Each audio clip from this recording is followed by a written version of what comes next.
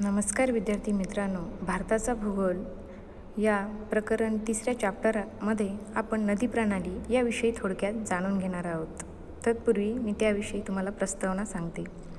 भारतात अनेक लहान मोठ्या नद्या आहेत. त्यात गंगा, ब्रह्मपुत्रा, महानदी, गोदावरी, कृष्णा, कावेरी, तापी, नर्मदा या नद्यांना महत्त्वाचे स्थान आहे. खरं तर सर्वच नद्या ज्या त्या परिसरात महत्त्वाच्या असतात. भारतातील नद्या विविध उतारानुसार वाहताना दिसतात. काही नद्या बंगालच्या उपसागराला तर काही अरबी समुद्राला जाऊन मिळतात. यावरूनच त्यांचे पूर्व वाहिनी व पश्चिम वाहिनी असे विभाजन केले जाते. गंगा, ब्रह्मपुत्रा, महानदी, गोदावरी, कृष्णा व कावेरी या प्रमुख नद्या बंगालच्या उपसागराला, तर सिंधू, साबरमती, नर्मदा, तापी, पश्चिम घाटात उगम पावणाऱ्या नद्या अरबी समुद्राला जाऊन मिळतात. त्यापैकी आपण बंगालच्या उपसागराला मिळणाऱ्या नद्यांची जलप्रणाली बघणार आहोत. प्रास्ताविक. भारतातील प्रमुख नदी म्हणून गंगा नदी ओळखली जाते. भारतात जी प्रमुख नदी आहे ती गंगा नदी म्हणून ओळखली जाते. बृहत हिमालयात बर्फाच्छादित प्रदेशात गंगोत्री येथे गंगा नदीचा उगम होतो. भारतातील बृहत हिमालयात बर्फाच्छादित प्रदेशात गंगोत्री येथे गंगा नदीचा उगम होतो. गंगा नदीचा प्रवाह मार्ग जर आपण पाहिला तर उत्तर प्रदेश, बिहार, पश्चिम बंगाल या राज्यातून वाहत जाऊन ती बंगालच्या उपसागराला मिळते. तिचा प्रवाह मार्ग उत्तर प्रदेश, बिहार, पश्चिम बंगाल या राज्यातून वाहत जाऊन ती बंगालच्या उपसागराला मिळते. गंगा नदी प्रणाली. भारतीय पृष्ठभागावरून वाहत जाणाऱ्या पाण्यापैकी 25% पाणी गंगा नदीतून वाहून जाते. बघा, भारतीय पृष्ठभागावरून ज्या विविध नद्या वाहत जातात त्यापैकी एकट्या गंगा नदीतून 25% पाणी आपल्याला मिळते किंवा 25% पाणी गंगा नदीतून वाहत जाते. भारतातील जवळपास 40% लोकसंख्या या नदीच्या खोऱ्यात एकवटलेली आहे.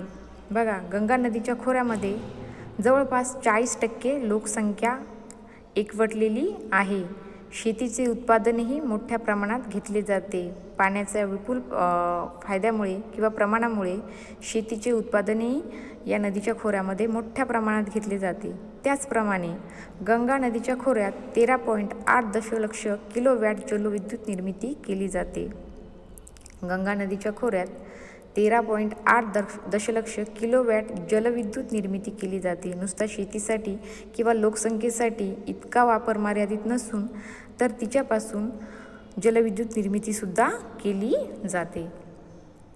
आता आपण बघणार आहोत गंगा नदीचा उगम.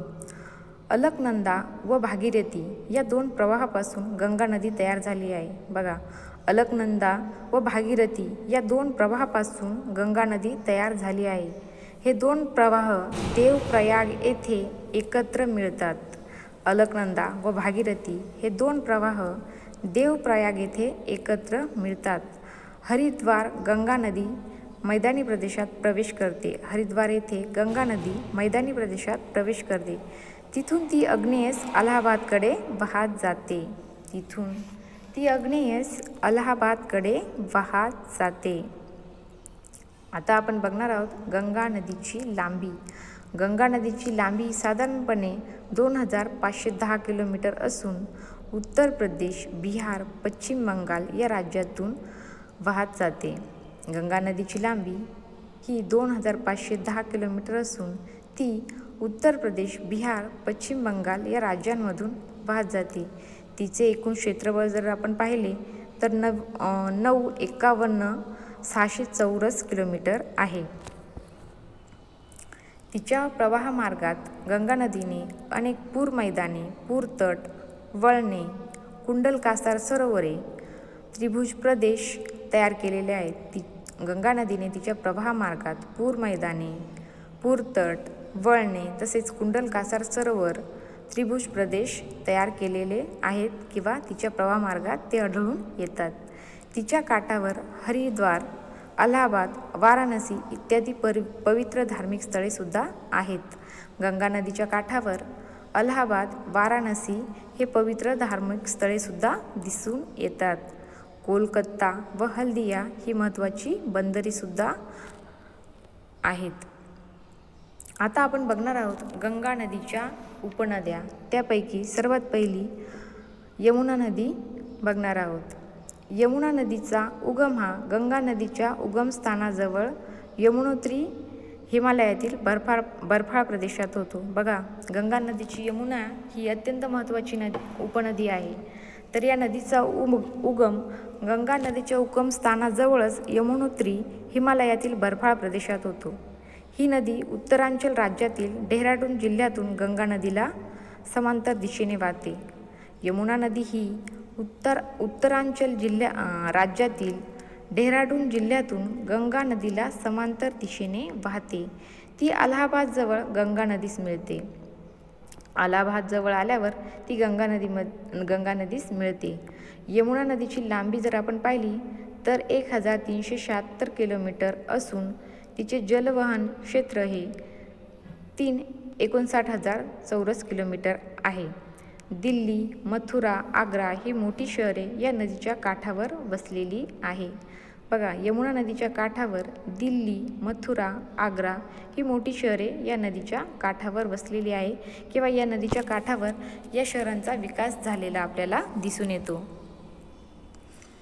गंगा नदीची दुसरी उपनदी म्हणजे चंबळ नदी. चंबळ नदी ही विंध्य पर्वतात 700 मीटर उंचीवर उगम पावते. चंबळ नदी ही विंध्य पर्वतात 700 मीटर उंचीवर उगम पावते. राजस्थान व मध्य प्रदेशात चंबळ नदीवर अनेक बहुउद्देशीय प्रकल्प विकसित करण्यात आलेले आहे. राजस्थान व मध्य प्रदेशात चंबळ नदीवर अनेक बहुउद्देशीय प्रकल्प विकसित करण्यात आलेले आहे. चंबळ नदीची लांबी 10-50 किलोमीटर असून ती अनेक घळ्या व धबधबे तयार करते. तिची लांबी 1050 किलोमीटर असून ती अनेक घळ्या व धबधबे तयार करते. ती इटावह जिल्ह्यात यमुना नदीस मिळते. इटावह जो जिल्हा आहे तिथे चंबळ नदी यमुना नदीस जाऊन मिळते. तिसरी उपनदी आहे घागरा उपनदी.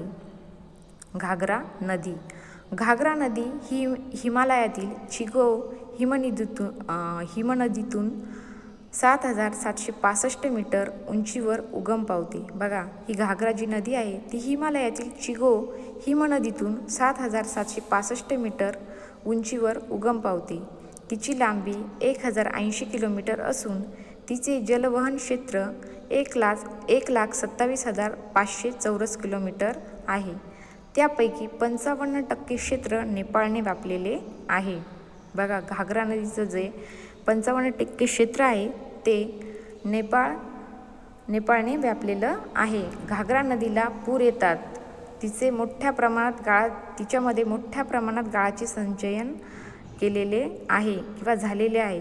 घागरा नदीमध्ये गाळाचं संचयन मोठ्या प्रमाणात झाल्यामुळे तिला पूरही येतात. त्यामुळे ती आपला प्रवाह मार्गसुद्धा सतत बदलत असते. गंगा नदीची दुसरी एक महत्त्वाची नदी आहे ती म्हणजे सोन नदी. सोन नदी पठारी प्रदेशावर विंध्य पर्वतात अमरकंटकजवळ उगम पावते. जी सोन नदी आहे ती पठारी प्रदेशावर विंध्य पर्वतात अमरकंटकजवळ उगम पावते. ती उत्तरेकडे वाहत जाते व पाटण्याजवळ गंगा नदीस जाऊन मिळते.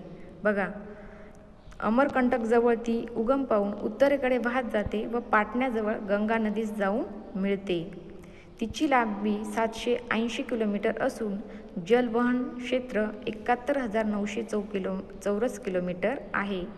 उत्तर प्रदेशात मिर्झापूर जिल्ह्यात रिहांद व तिच्या उपनदीवर बहुउद्देशीय प्रकल्प बांधण्यात आलेले आहेत. बघा, सोन नदीची जी लांबी आहे ती 780 किलोमीटर असून तिचे जे जलवहन क्षेत्र आहे 71,900 चौरस किलोमीटर आहे.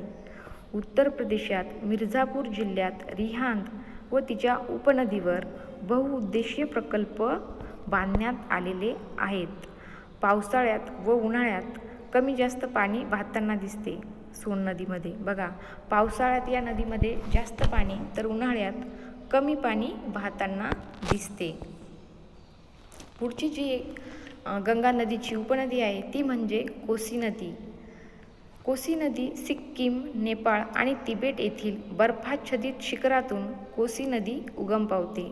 बघा, कोसी नदीचा जो उगम झालेला आहे तो सिक्कीम, नेपाळ आणि तिबेट येथील बर्फाच्छादित शिखरातून कोसी नदी उगम पावते. नेपाळमध्ये येण्यापूर्वी तिचे 7 प्रवाह आहेत.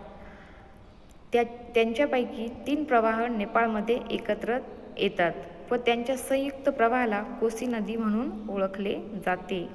नेपाळमध्ये येण्यापूर्वी कोसी नदीचे 7 प्रवाह दिसतात. त्यांच्यापैकी 3 प्रवाह हे नेपाळमध्ये एकत्र येतात व त्यांच्या संयुक्त प्रवाहाला कोसी नदी म्हणून ओळखले जाते. कोसी नदीची लांबी 730 किलोमीटर असून तिचे जलवहन क्षेत्र 86,900 चौरस किलोमीटर आहे. बघा, कोसी नदीची जी लांबी आहे ती 730 किलोमीटर आहे आणि तिचे जे एकूण जलवहन क्षेत्र आहे ते 86,900 चौरस किलोमीटर आहे. कोसी नदी आपला प्रवाह सतत बदलत असते. कोसी नदी सतत आपला प्रवाह मार्ग बदलत असते. गेल्या 200 वर्षात तिने आपला प्रवाह मार्ग पश्चिमेकडे 112 किलोमीटर इतका बदलत नेला आहे. या नदीच्या दोन्ही काठावर पुराचे नियंत्रण करण्यासाठी या नदीला वारंवार पूर येतात. त्यामुळे या नदीच्या दोन्ही काठावर पुराचे नियंत्रण करण्यासाठी नेपाळ व भारत सरकारच्या सहकार्याने पूरनियंत्रण कठडे बांधण्यात आले आहे. ही नदीला सतत पूर आल्यामुळे व ती आपले प्रवाह मार्ग सतत बदलत असल्यामुळे या नदीच्या दोन्ही काठावर पुराचे नियंत्रण करण्यासाठी नेपाळ व भारत सरकारच्या सहकार्याने पूरनियंत्रण कठडे बांधण्यात आलेले आहेत. हिमालयातील जास्त उतारावरून ती दक्षिणेकडे जोरात वाहत असते. बघा, हिमालयाच्या जास्त उतारावरून ती दक्षिणेकडे जोरात वाहत असते. त्यामुळे खनन कार्य जोरात चालते. हिमालयाकडून उत्तरेकडून दक्षिणेकडे ती जोरात वाहत असल्यामुळे ते खनन कार्य जास्त प्रभावी होते. खनन कार्य जोरात चालते. खनन केलेले पदार्थ ती संचयन करते. त्यामुळे मैदानी प्रदेशात तिचे पात्र उथळ बनते. हिमालयातून दक्षिणेकडे तिचे जोराने वाहत असल्यामुळे खनन कार्य तिचे प्रभावी असते आणि खनन कार्य केल्यामुळे गाळाचे संचयन ती सखल मैदानी प्रदेशात आल्यावर करते. त्यामुळे तिचे पात्र मैदानी प्रदेशात कसे होते? उथळ बनते. साहजिकच तिच्या प्रदेशात पूरसदृश्य स्थिती निर्माण होते. त्यामुळे जिथे ती गाळाचं संचयन जास्त प्रमाणात करते तिथे पूरसदृश्य परिस्थिती निर्माण होते. तिचं पात्र उथळ बनल्यामुळे तिथे पूरसदृश्य परिस्थिती निर्माण होते. बिहारमधील उत्तरेकडील जिल्हे पुराचे पाणी सतत पसरल्यामुळे जलमय होतात. बिहारमधील जे उत्तरेकडेचे जिल्हे आहेत तेथे पुराचे पाणी सतत पसरल्यामुळे ते जिल्हे जलमय होतात. मोठ्या प्रमाणात वित्तहानी व मनुष्यहानी होते. पुराचं प्रमाण जास्त वाढल्यामुळे तिथे मनुष्यहानी व वित्तहानी मोठ्या प्रमाणामध्ये होते. आर्थिक नुकसानही मोठ्या प्रमाणात घडून येतं आणि मनुष्यहानीसुद्धा मोठ्या प्रमाणात होते. यामुळे या नदीला बिहारची अश्रू नदी असेही म्हणतात. कोसी नदी पूर्णिया जिल्ह्यात कारगोळजवळ गंगा नदीस जाऊन मिळते. कोसी जी नदी आहे ती पूर्णिया जिल्ह्यामध्ये कारगोळ येथे कारगोळजवळ गंगा नदीस जाऊन मिळते. कोसी नदीच्या ज्या उपनद्या आहेत त्या अरुण, घुगरी, तमूर, भोटेकोसी, लिखू इत्यादी आहेत. अशा प्रकारे आपण गंगा नदी व तिच्या उपनद्या ह्या पाहिलेल्या आहेत.